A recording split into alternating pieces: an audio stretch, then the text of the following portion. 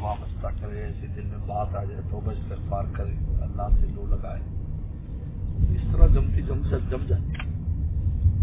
ذکر بہت فائدہ دیتا ہے، تلاوت فائدہ دیتی ہے، صحبت سب سے زیادہ فائدہ دیتی ہے اس میں۔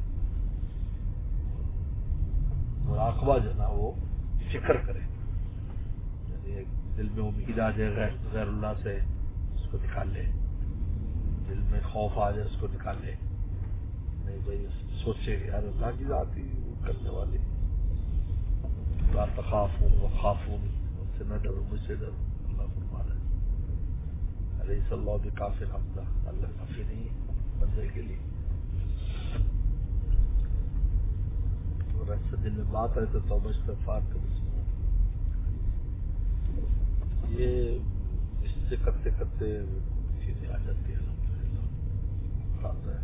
باقی کی صحبت اصل ہے اس میں، یہ صحبت کے بغیر اخلاص نہیں آتا، اخلاص کی حقیقت صحبت سے ہی آتی ہے۔ اپنا تجربہ ہے، پہلے سال دوسرے سال میں جو کیفیت اور 30 سال کیفیت زمین آسمان کا فرق تھا۔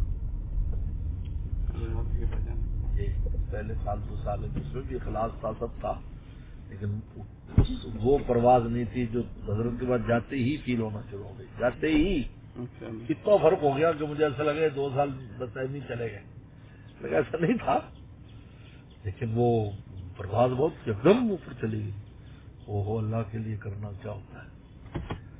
پھر یہ ہو گیا دور حدیث میں کیفیت تھی کہ ایک لمحے کے لیے خیال نہیں آتا تھا ہمارا مدرسہ ہے، میں محتم کا بیٹا ہوں، مجھے جاتے کو مکتب مل جائے گا، یہ اس کا حاشیہ خیال میں بھی بات سوچنے کے باوجود بھی نہیں آتی تھی، اور یہی وجہ ہے کہ ایک طویل عرصے تک یہ کیفیت رہی باوجود محتم بننے کے کہ مجھے سوچنا پڑتا تھا کہ میں محتم بنوں، آتی نہیں تھی کیفیت محتم بننے والی۔